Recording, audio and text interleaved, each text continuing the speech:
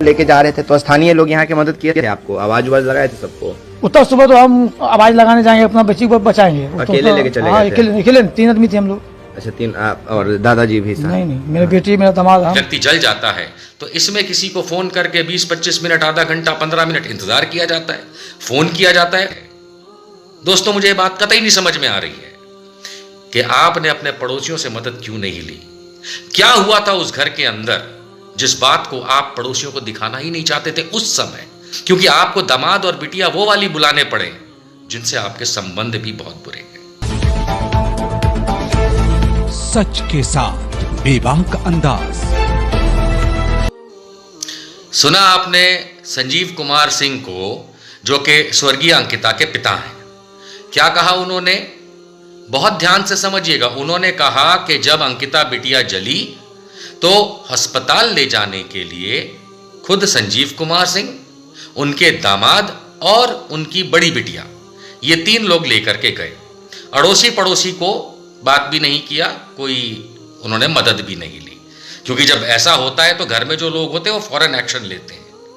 हम सब ने वो बयान देखे हैं कि जिसके अंदर जब अंकिता जल रही थी तो संजीव कुमार सिंह का ये बयान भी है, अंकिता का भी बयान है कि किसी तरीके से आग बुझाई गई और उसके बाद अस्पताल के लिए रवानगी हुई। कौन कौन लेके गया अभी आपने सुना, दोबारा सुनिए।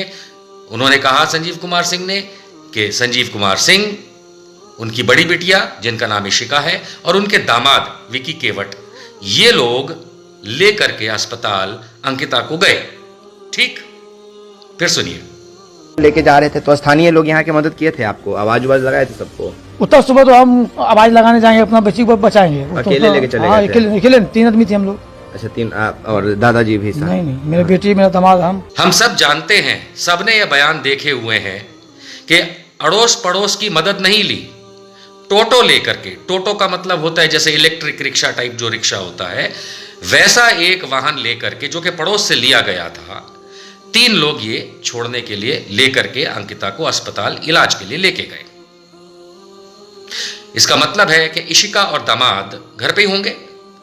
लेकिन इशिका ने इस बारे में क्या कहा कि उस समय घर पे सुबह 4 बजे जब आग लगी लड़की को, तब खुद इशिका कहां थी, सुनिए। सर हम अपने ससुराल में थे, जब वहाँ सोए थे, और सर हम अपने ससुराल में थे, जब यहाँ अकेली सो रही थी, पापा लोग वहाँ सोए थे, और सर हम अपने ससुराल में थे। जब आप लोग कहाँ थी उस दिन सुबह? सर वो यहाँ अकेली सो रही थी, पापा लोग वहाँ सोए थे, और सर हम अपने ससुराल में थे। जब इशिका कुमारी सिंह, संजीव कुमार सिंह की बड़ी बेटी, अंकिता की बड़ी बहन, विकी केवट की पत्नी, वो अपने ससुराल थी। उनके खुद के शब्द। ससुराल जो है वो केवट पाड़ा में है, दुमका में। जो जरुआदी, जहां पे ये रहती हैं, अंकिता का जो मकान है, संजीव कुमार सिंह रहते हैं, वहां से आधे किलोमीटर से ज्यादा है। ठीक है, क्योंकि संजीव कुमार सिंह जो रहते हैं वो बारगाछ में रहते हैं, हनुमान मंदिर के पास जरुआडी में। वहां से इशिका सिंह की ससुराल, जहां पे वो थी उस रात को, वो आधे किलोमीटर से ज्यादा है। और ये एक बहुत कोई दिल्ली बंबई जैसा हाईवे वाली रोड्स वाला जगह नहीं है। तो हम ये मान सकते हैं कि जब लड़की जल रही होगी तब पहले तो उसके आग बुझाने का काम खुद संजीव कुमार सिंह जी ने किया होगा, और जब उसकी आग जो लगी थी बदन पे वो बुझ गई होगी, उसके बाद अपनी बड़ी बिटिया को और दामाद को, जिनसे जाना तो यही गया है कि उनसे कोई संबंध नहीं है इन लोगों के, क्योंकि उनका दामाद विकी केवट, इशिका के पति, उसको पॉक्सो में ही इन्होंने ही डाला था, क्या नाम है, अपने संजीव कुमार सिंह ने। और बाद में 6 पता नहीं कितने महीने वो जेल में रहा ये इशिका के चक्कर में, और बाद में जब उन्होंने शादी करने का कर लिया तो पॉक्सो का केस वापस लिया गया। खैर, ये मुद्दा इस समय नहीं है। मुद्दा ये है कि उनको जब बिटिया अंकिता की शरीर पे लगी आग को बुझाया गया होगा, उसके बाद फ़ोन किया होगा सुबह 4 साढ़े 4 बजे। खूब सारे फ़ोन किए होंगे, हो सकता है एक फ़ोन, एक से ज़्यादा फ़ोन।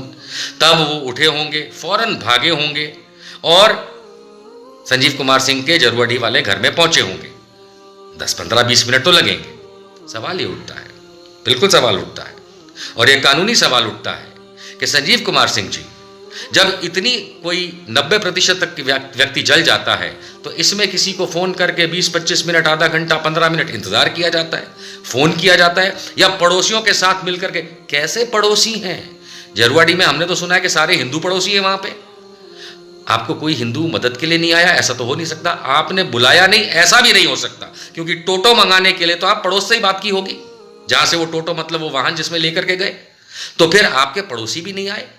लेकिन आपने अपनी उस बिटिया जो आधा पौना किलोमीटर दूर रहती है, अंकिता के शरीर पे लगी आग को बुझाने के बाद फोन किया होगा, बुलाया होगा, वो लोग उठे होंगे सुबह भोर 4:30 बजे, 4 बजे क्या हालत होती सब जानते हैं, और फिर उसके बाद वो आए होंगे किसी तरीके से, और फिर पड़ोस का टोटो लेकर के आप जाते हैं। मुझे ये बात नहीं समझ में आ रही है दोस्तों, मुझे ये बात कतई नहीं समझ में आ रही है कि आपने अपने पड़ोसियों से मदद क्यों नहीं ली।